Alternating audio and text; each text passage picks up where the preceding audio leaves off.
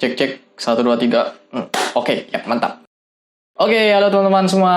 Kembali dengan Admin Rozi. Ya, pada video kali ini Admin Rozi bakalan ngasih info buat kalian semua, yaitu seluruh anggota Integrity Connect yang ada pada gereja Axiom, tepatnya pada Ark Alicization berlangsung di Sword Art Online, guys. Oke, tapi sebelum itu, Rozi minta dukungan kalian semua dengan subscribe dan like jika kalian suka video ini, supaya Rozi makin semangat bikin video terus tentang teori anime ke depannya, teman-teman. Ya, oke. Kalau sudah, Rozi mengucapkan terima kasih yang sebesar-besarnya buat kalian semua. So, Rozi gak bakal banyak bicara, kita langsung aja ke videonya. Oke, check it out.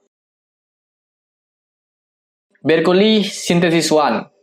Berkeley merupakan Connect pertama dan yang paling kakek sepanjang sejarah Integrity Connect, sehingga dia menduduki posisi sebagai komandan Connect. Dia juga merupakan legenda yang telah membunuh naga es, si penjaga pedang Blue Rose Sword, di gua ujung gunung desa Rulit. Divine objeknya ialah Time Piercing Sword, yang diciptakan dari jarum sistem clock di kota Centauria, yang mana kemampuan dasarnya itu ialah untuk memanipulasi waktu, guys.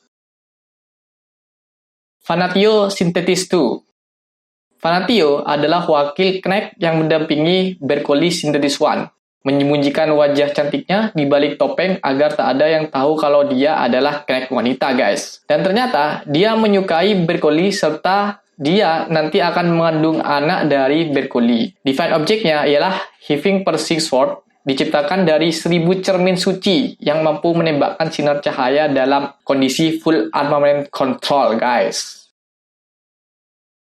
Dussolbert Synthetis 7. Dussolbert adalah Connect tua yang ketiga setelah Berkeley dan Fanatio. Dialah yang membawa Alice kecil kita, guys, ke gereja Axiom karena melanggar Tabo Index. Saat membawa Alice, dia mengenakan armor putih, dan ketika menghadang Kirito dan Yujeo, dia mengenakan armor merah tua, sehingga julukannya Connect merah tua, guys. Divine objeknya ialah Conflagrant Flame Bow, dengan kemampuan menembakkan panah api yang kuat, mampu membentuk burung ketika full armament control-nya aktif. Busur yang terbuat dari burung Phoenix dari gunung berapi di Kekaisaran Selatan.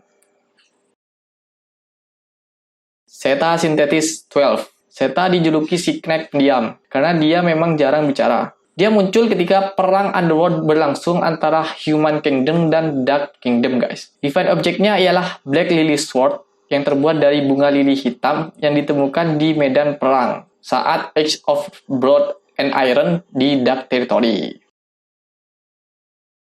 Nergius Synthetis 16.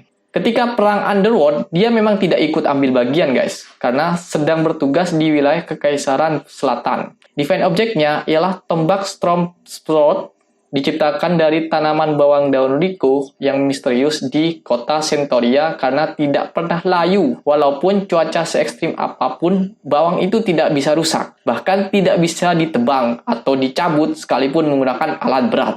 Divine objeknya ialah memiliki efek yang tidak biasa, ialah bisa melayang di atas lantai atau tanah tanpa ada sesuatu apapun yang menahannya. Dengan kata lain, tidak akan jatuh walaupun pada posisi miring sekalipun pada kondisi pedangnya, guys. Entokia Synthetis 18. Sama halnya dengan Nergius, Entokia juga tidak ikut serta dalam perang Underworld berlangsung antara Human Kingdom dan Dark Kingdom. Dia seorang Connect yang sifatnya santai dan kalem, santuy lah intinya. Sangat berbeda dengan si Nergius yang dingin dan tegas. Nama divine objeknya masih misteri atau tidak diketahui, guys. Dakira Synthetis 20, Genesis Synthetis 23, Jiro Synthetis 24, dan Hobron Synthetis 26. Atau bisa dibilang dari keempat Connect itu ialah Connect pendamping Fanatio. Mereka semua ialah pendamping dari Connect Fanatio, dan juga ternyata mereka juga termasuk dalam golongan pasukan Integrity Connect di gereja Axiom, guys. Keterangan dari divine objeknya masih belum diketahui dari 4 Connect tersebut. Tapi Admin Rozi sudah yakin kalau mereka ialah salah satu dari Inti Connect juga, guys. Randy Synthetis 27. Randy muncul saat perang Underworld berlangsung. Connect muda yang tampaknya tak jauh dari umur Alice kita ini, guys. Define objeknya ialah Twin Edge Wings. Dua pasang pisau yang terbuat dari sepasang burung bersayap satu yang menggabungkan penggunaan sayap tunggal mereka untuk terbang bersama. Phase dari Unlimited Full Control ialah pisau bergabung menjadi satu, berputar terlalu cepat sehingga suara mereka tidak dapat didengar guys, dan dapat mengubah arah di tengah penerbangan pisau tersebut guys. Visual Synthesis 28 dan Denial Synthesis 29, dua loli kembar ini bos. Mereka adalah hasil dari percobaan administrator atau Quinella ketika mereka masih berusia 5 tahun guys. Quinella melakukan sebuah percobaan ialah saling membunuh, di mana dengan kelinci percobaannya sebanyak 28 anak. Antara lainnya itu Visual dan Linel guys. Setelah mereka semua saling membunuh, Quinella mencoba menumpahkan rapalan atau hidup kembali, namun hampir semuanya gagal guys. Hanya mereka berdualah yang masih bertahan, yaitu Visual dan Linel. Sehingga Quinella mengizinkan mereka menjadi Integrity Knack nomor 28 dan 29 setelah membunuh pemilik sebelumnya. Balas juga nih loli bos. Alice Synthesis 30. Ya, kalian semua pasti udah tahu ya heroin sejuta umat ini. Ya, Alice. Alice menjadi Integrity Knack setelah dirinya dibawa ke gereja Axiom karena melanggar hukum Tabo Index di umur 10 tahun guys. Selama 8 tahun lamanya dia tidak pernah kembali lagi. Karena itu, Eugeo sebagai teman masa kecilnya bertekad untuk menjemputnya kembali ke desa Rulit. Namun karena Alice telah terkena sintetis atau ritual penghilang ingatan, Kirito dan Eugeo berhadapan dengannya dan sama sekali tidak mengingat mereka guys. Eldrai Synthesis 31. Eldrai menjadi Integrity Knack dari hasil kemenangan dalam turnamen Persatuan Pedang Centauria mengalahkan Solterina Serlut, yaitu senior senpai dari Kirito guys. Define objeknya ialah cambuk Frost Scale dibuat dari Raja Ular berkepala dua dari danau terbesar di Kekaisaran Timur. Ia memiliki kemampuan membelah diri menjadi 7 bagian dengan full armamental control art, di mana ular itu akan menjadi yang sebenarnya jika fase kedua diaktifkan pada full armamental full control art guys. Kirito 32. Sebetulnya kejadian ini tidak bakal terjadi. Ya, kejadian ini tidak bakal terjadi. Tapi ternyata terjadi pada Sao Material Edition guys, yang mengungkapkan kalau Kirito menjadi Integrity Knack. Nah, tapi tunggu dulu.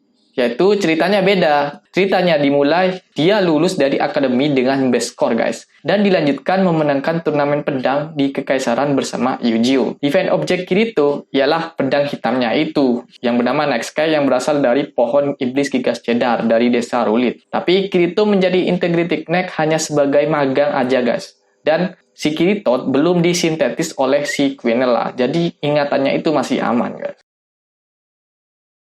Eugeo 33. Kejadian yang menimpa Eugeo ini sama dengan kejadian yang menimpa Kirito guys. Dia juga lulus menjadi Knack terbaik dan juga memenangkan turnamen pedang bersama Kirito. Kemudian dia juga magang bersama Kirito menjadi Integrity Knack untuk bisa masuk ke gereja Axiom agar bisa bertemu dengan Alice guys. Waktu itu dia belum disintetis oleh Quinella. Define objeknya ialah pedang mawar biru yang ia dapatkan dari dalam goa tempat naga es bersemayam. Ya, pada kenyataannya si Eugeo itu bakal disintetis juga kan sama si nenek, yaitu di Quinella kalau nggak salah di Sword Art Online Alicization episode ke-20-an kalau nggak salah ya.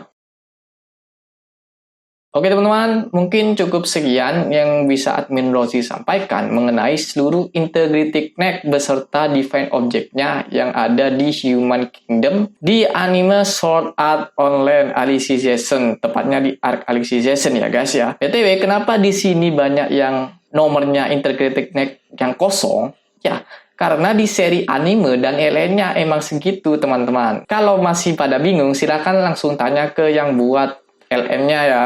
LN atau animenya, kenapa kok kosong? Jangan tanya ke admin. Admin Rozi di sini hanya sebagai viewers dan pembaca saja. Terima kasih yang sudah menonton. See you di next video. Bye.